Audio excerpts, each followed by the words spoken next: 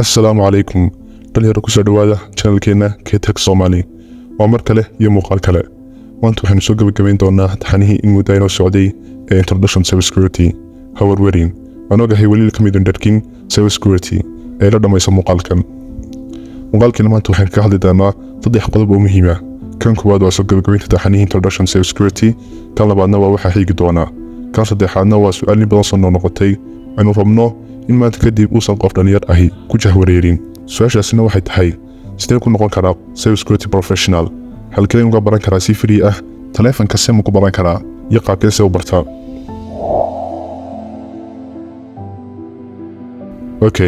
haddii aynu nimaadno qodobka koowaad ee ah gabagabaynta taxaniheena dhalinyaro waxaan filayaa inaynu wax badan oo basicska cyberka ah idiin soo gudbinay qaarkoodna practical ku qaadanay hadafkii kooraska ee ahaa inuu dhiso basiska ugu horeeyana aynu gaadhnay waxaanu sidoo kale ku faraxsannahay inaynu idiin samayno community dhalinyaradu iskugu xidhmi karaan oo telegramkeena dhalinyaro badan oo active ah ayaa kusoo xidhantay halkaasoo qof kastaa wuxuu garan waayo ee casharada ka yimaada ama caqabad kale ah loogu xallin karo wixii aqoon isweydaarsi ahna lagu soo gudbiyo waxaana habboon in qofku intuu hayo ee aqoonna dad kale gaarsiiyo markaa qodobkaa isku xidhnaanta waa idinkaa mahad celinaynaa qodobka labaad waa maxaa xigaya hagaag waxaa xigi doona waa laba arrin kow oo horta halkaa kaga hadhmayno casharadii cyberka oo waynu sii wadi doonaa weliba practicalka ayaan xoojin doonaa balse kuma soo gudbin doono youtube-keena maadaama youtube uu leeyahay guidelines laga yaabo in waxyaabaha qaar uu inagu qabsado kuwaasoo channelka caqabad ku noqon kara markaa si aysan taasi u dhicin casharadeenna inay noogu socdaan waxaynu samayn doonaa inaynu wiigii hal cashir oo practical ah soo gelino telegramkeena haddii aan la idmo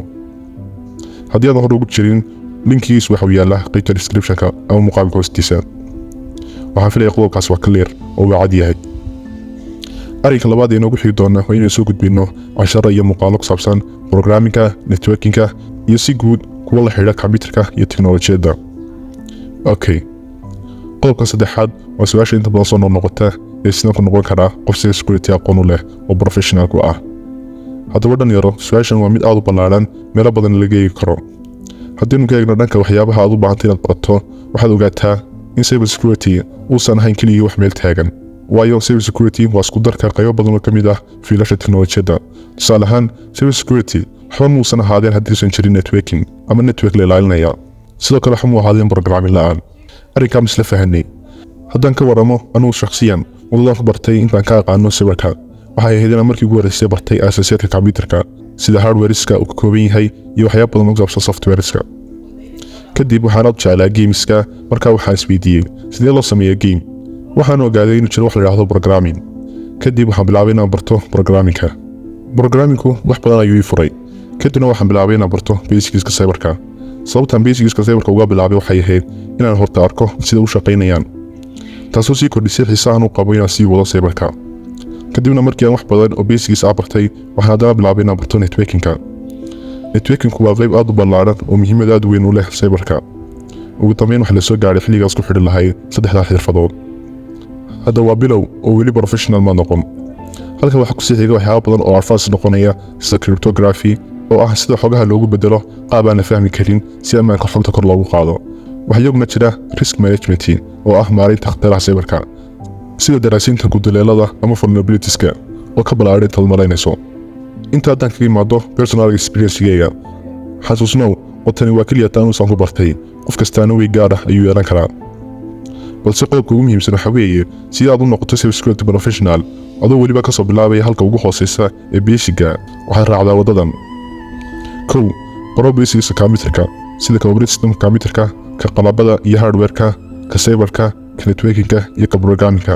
intaasoo isku dhan hal meel kama wada helaysid ee waa inaad isku soo ururisataa tusaale ahaan basicska programmingka waxaad si fiican uga baran kartaa website lagu magacaabo W3 School ama Code Academy ka operating systemka waxaad ka baran kartaa EDX kuwan iyo kuwa hadheeba dhammaantood waxay yaallaan linkiyadoodu qaybta descriptionka ee muuqaalka hoostiisa sababtoo basicska computerku muhiim kugu yahay waxaa weeye inaad xallin karto caqabado badan mararka qaar waxaa dhici karta in errorka ku qabsaday iyo caqabada ku haysataa ay ka imanayso hardwareka adnaad ku dooqsan tahay softwareka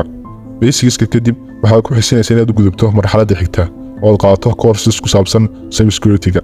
sida CompTIA Plus oo ah course si fiican ku anfici doona courses kale aad u baahan tahay waxaa ka mid ah Certified Ethical Hacker oo lagu barto penetration testingka iyo waxyaabaha la xiriira. qodobka ugu dambeeya waa inaad samayso practice badan. Cyber security marna kama maarmo practice. xitaa markaad basic tahay waa inaad wuxuun dhaqaajisaa. ugu yaraan la qabsataa oo barataa saa u isticmaali lahayd command lines kala duwan. sida Windows waxaa isticmaalaa CMD, macOSna waxaa isticmaalaa terminal. waa isku mid uun. la sii qabso kaad hadda awoodo. waxay soo kala isticmaashaa virtual machineska oo halkaas practical ku qaado. virtual machines hore ayaan usoo sharaxnay waxay yihiin. websiteska ugu fiican ee practical ku qaadan karto waxaa ka mid ah TryHackMe iyo HackTheBox. su-aasha in badan soo noqotay waxa weeye cyber security telefoon ku baran karaa. dabcan haa, wax badan oo basicska cyber security-ga ah waad ku baran kartaa telefoonkaaga, balse waa ku meel gaar uun. advance haddaad rabto inaad noqoto computer aad buu muhiim u yahay. ugu dambayn waxaan kusoo gabagabeynayaa arrinka ah xamaasadda. dhalinyaro, xamaasad waxba laguma barto. waa inaad serious ka ahaato haddii aad wax baranayso. oo haddii wuxuu keliya takaa tahay inaad fani u arkayso iyo inaad rabto inaad Facebook account iyo TikTok waxyaabahaas malayacniga aad jarfato meel kama gaaraysid. xitaa haddaad dhegaysato rag ugu waaweyn saxad cyber security-ga marna kama maqlaysid iyagoo sheegaya inay sawir ka soo bilaabeen account jabs iyo waxyaabaha la mida. haddaad wax kharibayso xitaa caqli ayaa lagu daraa oo wax weyn baa la qabsadaa. laakiin waxba shirkadda yeeli maysid haddii aad hal qof account ka jabsato.